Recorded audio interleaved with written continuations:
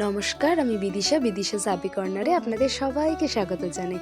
একটা দীর্ঘদিন পর আমি আবার ফিরেছি কাজে। মাঝে কয়েকদিন শরীরের অসুস্থতার জন্য করতে পারিনি ভিডিও। এটা হচ্ছে সেই দিনকার ভিডিও, কালী পুজোর পরে যে ভাইফোঁটা সেইটার ভিডিও। তখনও কিন্তু আমি পলাশিতেই ছিলাম। দেখতেই পাচ্ছেন সকালবেলা উঠে ভাইফোঁটার জন্য সেজে গুজে আর গিফট প্যাকিং করে কিন্তু আমি একেবারে রেডি।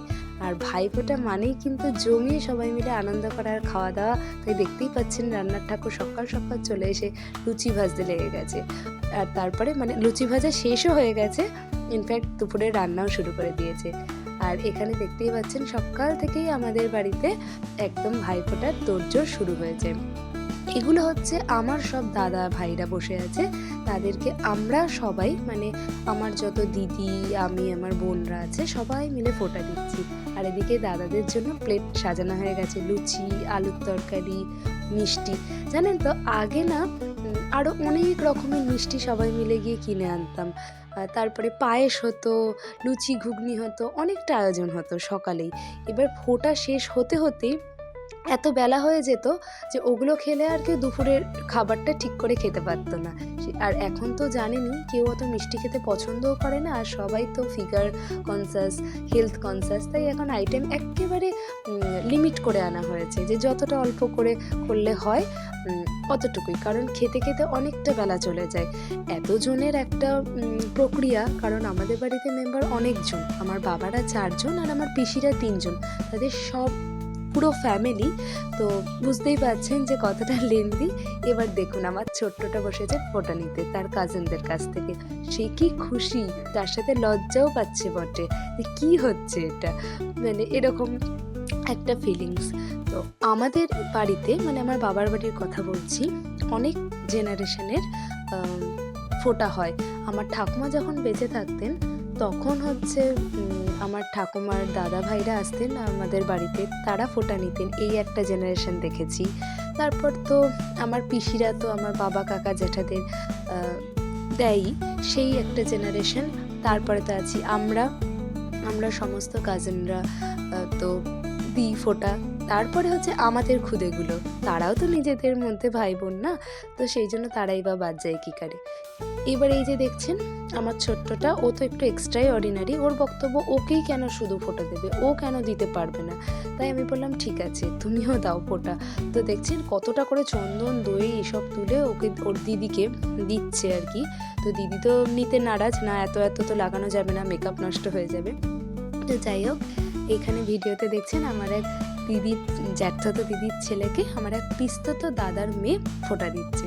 হ্যাঁ, আমাদের ফোঁটাটা কিন্তু এইভাবেই চলে, কি বলবো, খুব বড় করে হয়। আর এতগুলো জেনারেশন, ওকে দিচ্ছে সেই তাকে দিচ্ছে, কোনো সিকোয়েন্স কিন্তু মেনটেন করা যায় না, কারণ এতগুলো মেম্বার তো যে যখন যাকে সময় পায় তখনই বসিয়ে দিয়ে দেওয়া হয়। বলতে গেলে ডেকে ডেকে দেওয়া হয় যে এই আয়, তোকে আমার ফোঁটা দেওয়া হয়নি, তোকে দিতে হবে। আর আমার দাদারা হচ্ছে সবাই যে যার আলাদা আলাদা প্রফেশনে ব্যস্ত, সেই জন্য সবাইকে একসাথে হয়তো পাই না, যখন যাকে যে আসে তাকে দিয়ে দেওয়া হয়। এগুলো কিন্তু চলতেই থাকে। আর এই যে দেখছেন এখানে আমার দিদিদের ছেলে আছে, মেয়ে আছে, আমার ছেলে আছে, ওরা সবাই মিলে একদিকে খুনসুটি করছে, ফোঁটা দিচ্ছে। ওইদিকে আবার আমার দিদি সারাদিন দোকানে ছিল, তারপরে একটু সময় পেয়ে বাড়ি এসেই আবার শুরু করে দিয়েছে তার দাদা ভাইদেরকে ফোঁটা দেওয়ার জন্য। এভাবেই কিন্তু আমাদের সারাটা দিন ভীষণ আনন্দে কাটে। ফোঁটার দিন গল্প গুজব, খাওয়া দাওয়া, আনন্দে কেটে যায়, কখন আমরা বুঝতেও পারি না। তবে হ্যাঁ, প্রতিবার যে আনন্দ থাকে, এবার সেই আনন্দটা বেশ খানিকটা কম ছিল। দেখে মনে হলেও আমাদের মন থেকে সেই আনন্দটা আমরা পুরোপুরি করতে পারিনি। তবে হ্যাঁ, নিয়মের একটা স্রোতে তো আমাদেরকে চলতেই হয়, আর আমরা চলছিও, না চলে তো কেউই থেমে থাকতে পারে না। কিন্তু কিছু মাস আগে আমাদের পরিবারে একটা অনেক বড় সড়ো অ্যাক্সিডেন্ট হওয়ায় আমাদের মনটা এবার কোথাও একটা ফাঁকা ছিল, সেই জন্য সেই আনন্দটা আমরা মন খুলে করতে পারিনি। তো যাই হোক, তবুও ওই যে বললাম নিয়মের স্রোতে তো থেমে থাকলে চলে না, এটা চালাতেই হয়, আর আমরাও চলতে সেখানে বাধ্য। তো এবার দেখছেন যে এবার আমার দিদিভাই চলে এসেছে ফোঁটা দিতে, তার হচ্ছে দাদা ভাইদেরকে সারাদিন বিজনেস করে, তো ওকে সবাই বলছে হ্যাঁ কত বিজনেস করে তারপরে আসলি। যাই হোক, এইসব খুনসুটি তো চলতেই থাকে। আর এই যে আমার দিদিভাইয়ের হাতে পাখাটা দেখছেন, হঠাৎ করে ও নিজে বানিয়ে নিয়ে চলে আসলো। আমরা কিন্তু ফোঁটা দেওয়ার সময় এই পাখাটা পাইনি, এই নিয়েও কিন্তু ওকে প্রচুর শুনতে হয়েছে। আর এই যে এখন আমার দিদি যাকে ফোঁটা দিচ্ছে, ইয়েলো কালারের শার্ট পরে, এটা হচ্ছে আমার এক পিস্তত দাদা হয়। ওকে প্রায় 3-4 বছর পর আমরা পেলাম। ও হচ্ছে কর্মসূত্রে বোম্বেতে থাকে, সেই জন্য এই 3 বছর ধরে ওকে আমরা ভার্চুয়ালি ফোঁটা দিয়েছি। আমরা খুবই মিস করতাম, আশা করি ও খুব মিস করতো।